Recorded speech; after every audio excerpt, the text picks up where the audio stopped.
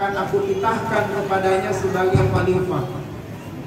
Qalu, berkatalah mereka, yaitu para malaikat, ataj'alu fiha may yufsidu fiha wa yasfiku dima.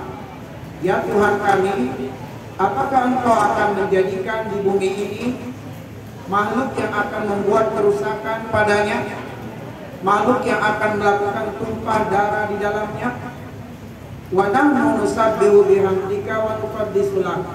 Sedangkan kami senantiasa mensucikan dan memuji Engkau, dan kami senantiasa mengagungkan Engkau. Qala, berkatalah Allah kepada malaikat, inni a'lamu ma la ta'lamun. Sesungguhnya aku mengetahui apa yang tidak kalian ketahui. Baik, mengurai beberapa pelajaran atau tadabbur dari ayat ini. Yang pertama, Bapak Ibu sekalian, adalah bahwa Allah di bagian awal ayat, mohon maaf ini suaranya jelas nggak? Jelas ya? Baik, di awal ayat Allah menegaskan ini ja'ilun fil ardi khalifah. Manusia belum ada dan manusia belum tercipta, tapi Allah Subhanahu wa Ta'ala sudah menegaskan akan menciptakan makhluk yang bernama manusia, yang tugasnya adalah sebagai khalifah. Apakah makna khalifah itu? Makna khalifah artinya pengganti. Makna khalifah adalah pengelola. Makna khalifah adalah penguasa. Dan makna khalifah adalah pemelihara. Allah Subhanahu wa Ta'ala bermaksud menciptakan makhluk yang akan memelihara bumi ini, yang akan diberikan oleh Allah kuasa mengelola bumi ini, yang kemudian juga diberikan oleh Allah kuasa menentukan nasib bumi ini.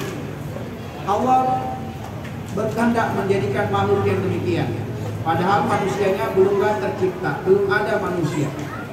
Bumi masih dihuni oleh bangsa jin. Nah, Bapak Ibu sekalian yang dimuliakan oleh Allah Subhanahu wa Ta'ala, maka di sini nilai tadabbur yang kita ambil adalah bahwa mungkin kita belum melihat masa depan anak-anak kita, masih goib.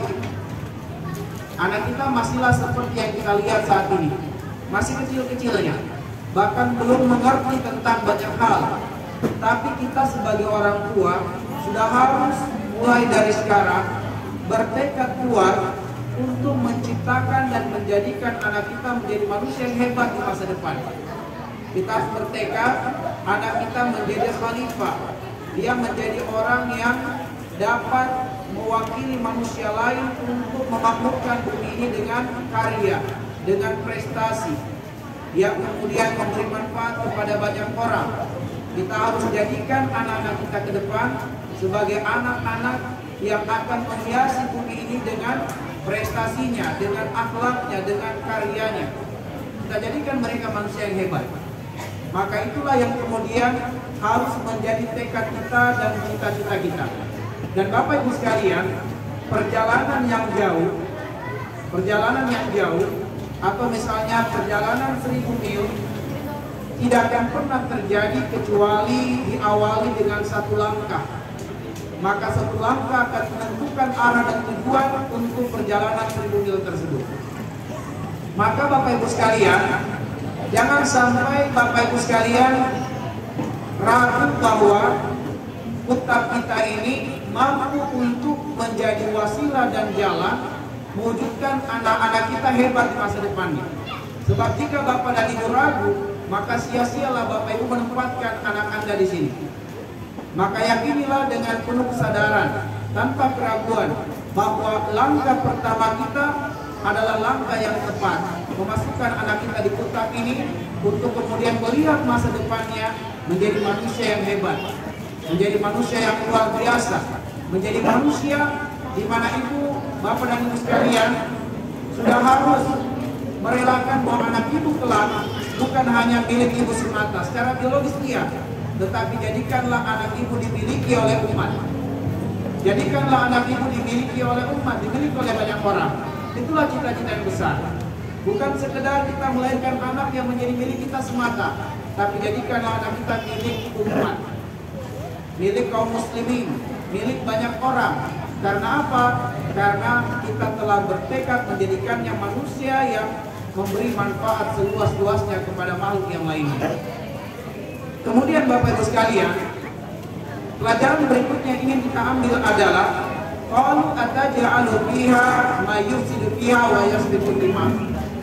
Bahwa ini menjadi pelajaran dalam upaya kita mencetak, dalam upaya kita mewujudkan manusia-manusia hebat dari zuriyah kita, dari keturunan kita di masa depan. Jangan selalu bayangannya adalah perjalanan yang mulus. Jangan selalu bayangannya adalah perjalanan itu akan kita dapati bentangan permadani yang indah, bertaburan pasir-pasir mutiara. Tidak, ada tantangan.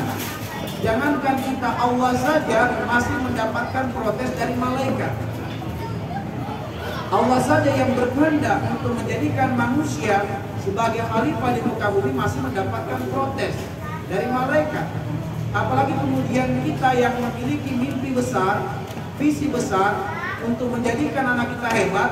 Jangan bayangannya adalah perjalanan itu selalu akan kita dapati bentangan-bentangan permadani indah. Tidak ada onang dan durinya, tidak. Maka Bapak Ibu sekalian, selalu akan ada kepayahan, ada tantangan, ada kesulitan. Bahkan mungkin kita harus pindah kelak misalnya, kita harus pindah ke suatu tempat. Itu bagian daripada protes malaikat kepada Allah, bagian daripada tantangan untuk menciptakan dan mewujudkan anak kita menjadi anak yang hebat. Kalau kemudian tantangan itu muncul sebagai suatu pilihan, maka tantangan itulah yang akan mencetak pribadi-pribadi hebat. Bapak Ibu sekalian, pembalap yang dulu tidak lahir dari jalan yang lurus. Para pelaut-pelaut hebat tidak terlahir dari gelombang yang tenang. Mereka semua tercipta terlahir dengan tantangan, dengan masalah, dengan kritikan-kritikan yang tidak sedikit. Maka persiapkan diri kita untuk menghadapi sejumlah kepayahan, kesulitan, tantangan, protes, kritikan, demi untuk menciptakan manusia-manusia hebat di masa depan kita. Satu hal yang pasti yang membuat kita harus tegar menghadapi sejumlah tantangan-tantangan itu adalah perkuat visinya, pertajam visinya, perjelas visinya. Karena Allah Subhanahu wa Ta'ala meyakinkan para malaikatnya dengan satu kalimat, inni a'lamu ma la ta'lamun. Wahai malaikatku, aku lebih berilmu daripada kalian. Aku lebih tahu tentang masa depan daripada kalian. Maka Bapak Ibu sekalian, yang membuat kita harus mampu tegar menghadapi sejumlah kepayahan dan kesulitan itu, yang membuat kita harus berjiwa besar melewati onak dan duri itu dalam upaya melahirkan dan mewujudkan anak-anak hebat di masa depan adalah pertajam visi, perjelas visinya. Kalau kemudian visinya kurang, nggak jelas, maka kita tidak akan bersabar. Yang ada adalah keluhan dan kekecewaan, karena ternyata dalam perjalanan kita di kitab ini tidak selalu menyenangkan, tidak selalu menyenangkan. Maka kita akan kecewa, kita akan bersifat terus saja dan diwarnai dengan kesah terus menerus. Akhirnya kita menjadi seperti malaikat yang kemudian melemparkan protes sana sini. Padahal sebenarnya kita bisa bersama, kita bisa bersatu, saling menguatkan, saling dukung mendukung. Sebab ini bukan hanya kewajiban kita semata sebagai orang tua, tapi kewajiban kita adalah saling menguatkan untuk bersama-sama melihat anak kita hebat di masa depannya. Kita lanjutkan pada ayat berikutnya. Wa 'allama Adam al-asma'a kullaha thumma aradahum 'alal malaikati faqala anbi'uni bi asma'i haula in kuntum shadiqin. Wa 'allama Adam al-asma'a kullaha. Dia Allah mengajarkan Adam al-asma, nama-nama kullaha, semua benda-benda. Allah yang mengajari Adam ilmu. Allah mengajari Adam pengetahuan tentang nama-nama benda-benda, pengenalan tentang sesuatu yang sebelumnya tidak dikenali oleh Adam alaihissalam. Tsumma aradahum 'alal malaikah. Lalu kemudian Allah Allah menampakkan benda-benda yang telah Allah ajarkan nama-namanya kepada Adam, ditampakkan kepada para malaikat. Summa aradahum 'alal malaika faqala, dan berkatalah Allah kepada Adam.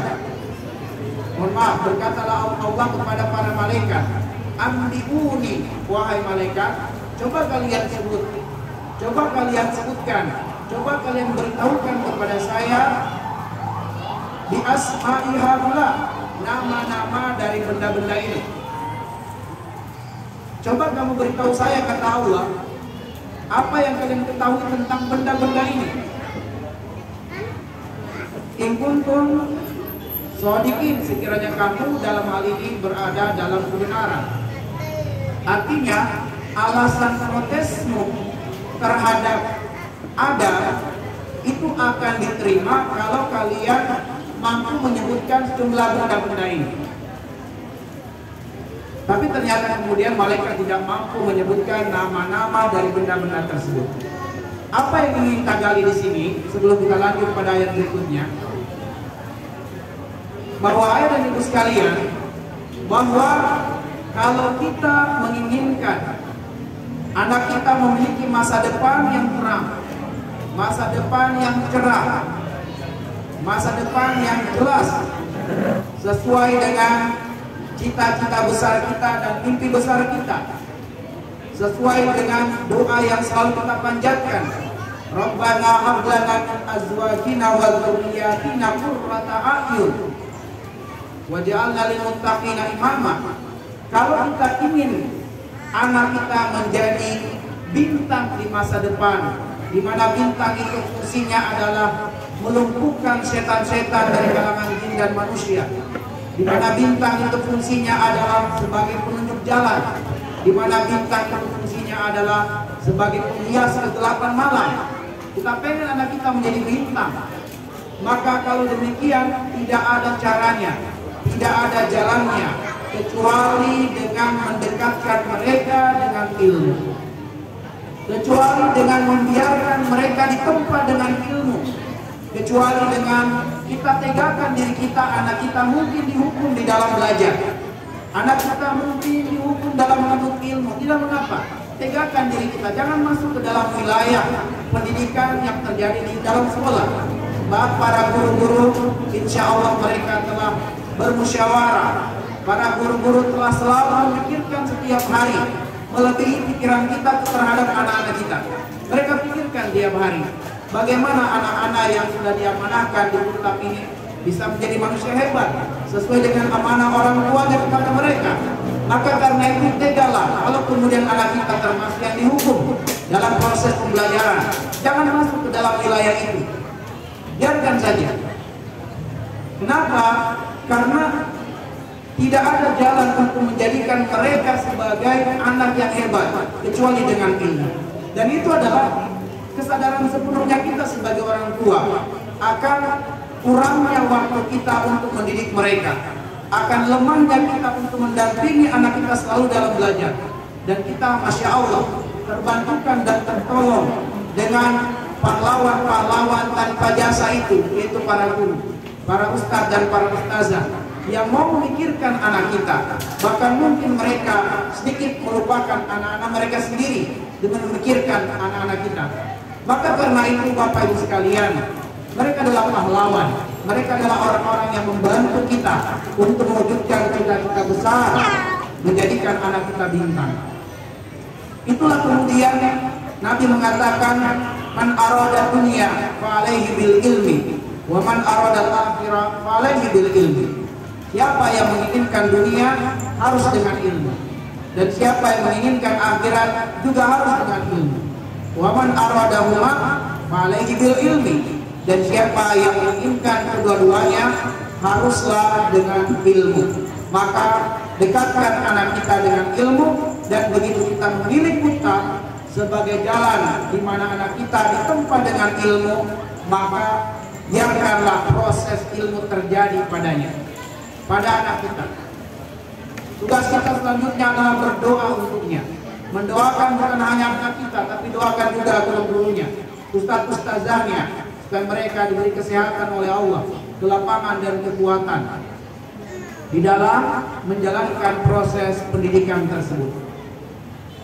Kemudian ayah dan bunda sekalian yang dimuliakan oleh Allah Subhanahu wa taala, perhatikan perkataan malaikat di ayat yang ke-32. Mereka mengatakan, Subhanaka la ilma lana illa ma 'allamtana. Maha suci Engkau wahai Tuhan kami, la ilma lana, kami tidak punya ilmu illa ma 'allamtana, kecuali apa yang telah Kau ajarkan kepada kami. Innaka antal alimul hakim, sungguhnya Engkau maha berilmu lagi maha bijaksana. Bapak dan Ibu sekalian, adalah bahwa malaikat sangat mengetahui kekurangannya. Mereka sangat sportif. Ketika mereka tidak tahu, maka mereka mengakui ketidaktahuannya. Mereka jujur dengan ketidaktahuannya. Mereka jujur dengan keterbatasan ilmunya. Mereka jujur. Mereka ungkapkan itu. Ini menunjukkan ketawaduan. Makanya termasuk orang yang sombong adalah alladzi ya'rifu nafsahu annahu la ya'rif wa la yuridu an yata'arraf. Adalah orang yang sombong itu orang yang tahu dirinya bahwa dia tidak tahu apa-apa, tapi sok tahu dalam persoalan-persoalan tertentu. Dia tidak tahu tentang persoalan di kitab, tapi dia banyak berbicara tentang kitab. Padahal dia tidak punya ilmu tentang itu.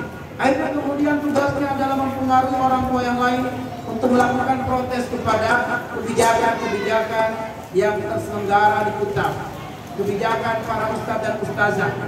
Diprovokasi orang tua, padahal tidak demikian seharusnya. Kita jujur, mungkin para ustadz kita, ustazah kita punya pengetahuan untuk kemudian melahirkan anak kita menjadi anak yang hebat, lalu kemudian mungkin caranya belum berkenaan di hati kita, tapi terimalah itu semua, sebab kita telah mensikoi dan mempercayai kebijakan-kebijakan yang ada di sini adalah bagian daripada proses untuk menjadikan anak kita anak yang hebat. Itulah yang disebut dengan pendidikan. Jadi pendidikan itu adalah proses untuk merubah manusia menjadi beradab. Itulah yang disebut dengan pendidikan atau tarbiyah, sebuah proses untuk menjadikan manusia yang beradab, manusia yang baik menjadi lebih baik, yang tidak baik menjadi baik. Itulah proses pendidikan.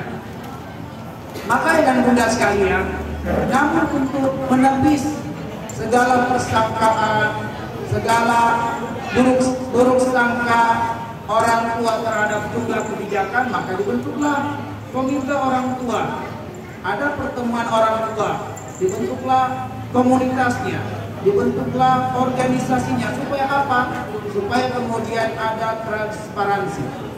Yang tentu tujuannya adalah supaya kita bersama-sama menjadikan ini agenda besar bersama, PR bersama, sehingga kemudian di Kuta selalu akan melibatkan orang tua dalam kegiatan-kegiatan, bahkan dibuat program, ada pengajian untuk orang tua supaya dilihat bahwa ternyata visi yang ada di Kuta adalah visi bersama keluarga masuk ke dalam surga, bahwa visinya adalah bukan hanya menjadikan anak-anak hebat, tapi orang tua juga harus hebat, harus satu frekuensi. Kalau cuma gurunya yang menginginkan anaknya hebat, tapi orang tuanya juga tidak berpikiran hebat, maka tidak satu frekuensi. Yang ada adalah protes sana sini. Tapi begitu kemudian orang tua satu frekuensi dengan guru, maka insya Allah melihat anak kita menjadi manusia hebat itu seperti terlihat di depan mata, meskipun anak kita masih usia dini saat ini. Tapi seolah-olah itu tergambar dan terbayang dengan jelas masa depan mereka. Lalu kemudian Allah berkata, qala ya Adam, wahai Adam, wahai Adam, ambihum bi asma'ihim. Wahai Adam, sebutkan nama-nama benda-benda ini. Sebutkan kepada malaikat, beritahu kepada malaikat. Nah, ayah dan bunda sekalian, ini adalah dasar dan dalil yang dijadikan oleh para pakar pendidikan tentang evaluasi, tentang ujian, bahwa ujian itu adalah sesuatu yang fitrah, sesuatu yang tabiat, bahwa apa yang kita pelajari mesti diuji. Dan para ustadz, para guru bertanya kepada murid tentang suatu perkara, bukan kemudian Para guru, para ustadz tidak mengetahui jawaban dari pertanyaan itu. Tahu, tetapi inilah evaluasi, inilah ujian. Yang kemudian penyajiannya bisa dalam bentuk tertulis dan bisa dalam bentuk lisan ujian itu. Sebagaimana Allah menguji Adam atas apa yang Allah ajarkan kepadanya. Wahai Adam, coba kamu sebut nama-nama benda-benda ini. Malaikat mereka tidak mendapatkan proses pengetahuan, proses pendidikan. Maka tatkala dilemparkan ujian, malaikat tidak bisa sportif malaikat. Tapi Adam sudah diajarkan Allah, perlu diuji. Sudah sejauh mana pengetahuannya tentang sesuatu yang diajarkan itu. Maka Allah bertanya kepada Adam, wahai Adam, sebutkan benda-benda ini. Itulah ujian. Maka Bapak Ibu sekalian, kalau kita juga orang tua sudah mulai secara intens rutin mengikuti program menjadikan orang tua hebat itu, tapi mungkin juga akan ada ujian. Terimalah kebijakan itu, sebab akan ada evaluasi pula sejauh mana materi-materi orang tua hebat itu tersampaikan kepada ayah dan bunda sekalian. Maka nikmatilah ujian, bukan sesuatu yang akan memburukkan keadaan kita kalau ternyata jawaban kita banyak kekeliruannya dan kesalahannya. Tidak. Sebab ujian itu adalah tujuan utamanya bukan untuk mengklasifikasikan dan membedakan mana anak pintar, mana anak yang bodoh, tidak. Tetapi ujian itu adalah supaya anak mengetahui tingkat level kemampuannya, dan kemudian guru pun tahu memposisikan bagaimana kekurangan pada anak tidak terulang di masa berikutnya. Dan agar supaya orang tua juga bisa terlibat untuk memantau apa yang menyebabkan kekurangan anak terjadi di dalam proses ujian. Sehingga sekali lagi bahwa evaluasi bukan untuk memburukkan keadaan seseorang, bukan untuk mempermalukan orang tua karena anak tidak mendapatkan nilai terbaik, tidak. Bukan itu tujuan utama evaluasi. Dan buanglah energi negatif dalam pikiran kita bahwa evaluasi bagi anak yang nilainya kurang bagus itu sama halnya mempermalukan orang tua. Akhirnya orang tua akan memukul sang anak. Orang tua tidak terima, maka guru pun dipersalahkan. Tidak demikian. Tapi kita berjiwa besar. Mungkin memang anak kita masih proses belajarnya harus lebih lama dari anak-anak yang lain, dan itu tidak mengapa, karena Allah Al-Hasib. Allah itu maha teliti, bahwa dengan proses pembelajaran lebih lama berarti tingkat derajat pahalanya lebih banyak. Jadi cara pandang kita harus cara pandang yang worldview Islami, cara pandang yang Islami, cara pandang yang tidak kapitalis dan materialis. Maka ibu sekalian, evaluasi hanyalah sebuah proses ujian yang itu adalah fitrah dan tabiat, untuk supaya kebijakan-kebijakan akan ditentukan setelah proses ujian berlangsung. Dan selain itu juga proses evaluasi orang tua dan anak pun akan dapat dilangsungkan melalui ujian. Maka nikmatilah ujian dan nikmatilah anak-anak kita mengikuti ujian. Falamma amba'ahum bi asma'ihim, tatkala kemudian Adam mampu menyebutkan nama-nama benda yang telah Allah ajarkan kepadanya, qala, berkatalah Allah, alam aqul lakum inni a'lamu ghaibas samawati wal ardh. Bukankah aku telah berkata kepada kalian, ini sungguhnya aku a'lamu, lebih mengilmui ghaibas samawati wal ardh, segala perkara yang gaib di langit dan di bumi. Wa a'lamu ma tubduna wa ma kuntum taktumun, dan aku mengetahui apa yang kalian nampakkan dan apa yang kalian sembunyikan. Bapak dan Ibu sekalian yang dimuliakan oleh Allah Subhanahu wa taala, bahwa kalau kemudian anak-anak kita menjadi manusia-manusia hebat di masa depan, maka selain anak itu yang berbahagia, ternyata yang lebih berbahagia adalah orang tuanya. Ternyata yang lebih berbahagia adalah guru-gurunya. Jadi kebahagiaan kita sebagai orang tua, kebahagiaan kita sebagai guru apabila kemudian kita melihat proses pendidikan yang telah kita berlakukan kepada anak-anak kita menjadi manusia yang hebat di masa depan. Maka jadikanlah kebahagiaan kita sebagai guru, sebagai pengajar, bukan karena mendapatkan penghasilan yang tinggi yang besar. Sebab itu mungkin akan membuat kita lebih memilih tempat pengabdian yang lain. Sebab boleh jadi tempat pengabdian yang lain menawarkan gaji yang besar untuk guru-guru hebat yang ada saat ini. Tapi ternyata apa yang membuat kita bertahan di sini? Bukan karena semata-mata gajinya, tapi kita bertekad kuat dan berkeyakinan anak-anak yang diamanahkan di sini memiliki peluang yang besar untuk menjadi manusia-manusia yang hebat di masa depan. Sebaliknya, Bapak Ibu sekalian, janganlah kita hitung-hitungan dalam mengeluarkan biaya, sebab pendidikan memang membutuhkan biaya. Bukankah perkataan Imam Asy-Syafi'i rahimahullah ta'ala, "Lan tanalal ilma illa bisittah." Kamu gak akan pernah mendapatkan ilmu kecuali dengan 6 perkara. Dan salah satu dari 6 perkara itu adalah ilmal, harus dengan harta. Bahwa segala sesuatu memiliki harga. Kalau kita ingin anak kita menjadi manusia yang hebat, ada harga yang hebat yang harus siap kita keluarkan.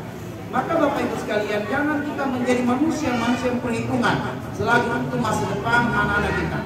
Maka jadilah manusia yang hebat dengan menciptakan manusia yang lebih hebat dari diri kita. Jadilah manusia berbahagia, bukan dengan kemudian anak kita menjadi orang yang hebat lalu menjadi orang yang kaya raya dan kita akan mendapatkan cepritan kekayaan yang tidak. Tapi jadilah manusia yang hebat, bergembira, berbahagia, sebab anak kita mendatangkan manfaat bagi banyak orang. Itulah amal jariah yang akan kita dapatkan Bapak Ibu sekalian. Karena itulah kemudian hendaknya sejumlah persoalan-persoalan yang ada di kita, khususnya dalam kaitannya dengan finansial, khususnya dalam kaitannya dengan keuangan, jangan kemudian itu membuat kita terpecah. Jangan itu membuat kita saling bersuuzon dan berburuk sangka, tapi tentukanlah dan musyawarahkanlah secara baik. Sebab yadullah ma'al jamaah, pertolongan Allah ada di dalam kebersamaan kita semua, kebersamaan para guru dan kebersamaan para orang tua. Kalau kemudian kita saling berpecah belah, saling bersuuzon, maka pertolongan Allah akan jauh dari kita semua. Maka ayah dan bunda sekalian yang dimuliakan oleh Allah Subhanahu wa taala, kita harus bersabar menjalani sebuah proses. Kita harus gigih mendampingi anak-anak kita. Kita harus bertekad kuat melihat mereka menjadi manusia yang hebat. Bahkan kalaupun kita tidak melihat mereka menjadi manusia yang hebat karena Allah takdirkan umur kita pendek, setidaknya mimpi kita telah melihat anak kita menjadi manusia yang hebat telah terwujudkan. Sebagaimana Nabiullah Ibrahim alaihissalam, dia bertekad dan bercita-cita dan tekadnya digantungkan ke langit dalam doanya, Rabbana wab'ats fihim rasulan minhum yatlu alaihim ayatika wa yu'allimuhumul kitaba wal hikmah wa yuzakkihim innaka antal azizul hakim. Surat Al-Baqarah 129. Bagaimana Nabiullah Ibrahim bertekad kuat untuk mewujudkan di tengah-tengah penduduk Mekah ada manusia yang terlahir dari rahim penduduk Mekah, manusia yang akan menjadi pemimpin, bukan hanya pemimpin dunia tapi pemimpin akhirat, manusia yang akan mengajarkan manusia tentang ayat-ayat Allah, manusia yang akan membimbing akhlak manusia dengan ilmu, manusia yang akan mensucikan jiwa mereka. Siapakah yang dimaksudkan dalam doa Nabiullah Ibrahim? Baginda Nabi Muhammad SAW. Lahirnya Muhammad SAW sudah tidak dilihat oleh Nabiullah Ibrahim alaihissalam, tetapi Nabiullah Muhammad SAW dilihat oleh Ibrahim dalam mimpinya, dalam visinya, dalam cita-citanya, dalam tekadnya, dalam perjuangannya. Maka dan bunda sekalian, mungkin kita tidak ditakdirkan Allah melihat anak kita manusia yang hebat, tapi semoga cita-cita kita, tekad kita, mimpi kita terlebih dahulu mewujudkan anak kita menjadi anak yang hebat sebelum kita melihat wujud aslinya. Dan karena itu ayah dan bunda sekalian, kami ingin berwasiat bagi diri kami dan bagi bunda sekalian adalah bahwa insya Allah di kutab kita ini, kutab Al-Kahfi, di mana kita menitipkan anak-anak kita, berikanlah kepercayaan sepenuhnya terhadap para ustadz kita, para ustazah kita, dan terhadap program-program yang dilaksanakan, terhadap kebijakan-kebijakan yang ada di dalamnya. Dukunglah, berikan masukan-masukan dan pandangan-pandangan yang positif. Jangan menciptakan sesuatu yang membuat mimpi besar kita justru terhalangi oleh diri kita sendiri. Demikian yang bisa kami sampaikan, lebih dan kurangnya mohon dimaafkan. Naktafi bihadzal qadar. Nasallallahu ayyaj'alana minal ladzina yastami'una al-qawla wa yattabi'una ahsana. Subhanakallahumma wa bihamdik asyhadu an la ilaha illa anta astaghfiruka wa atubu ilaik. Assalamualaikum warahmatullahi wabarakatuh.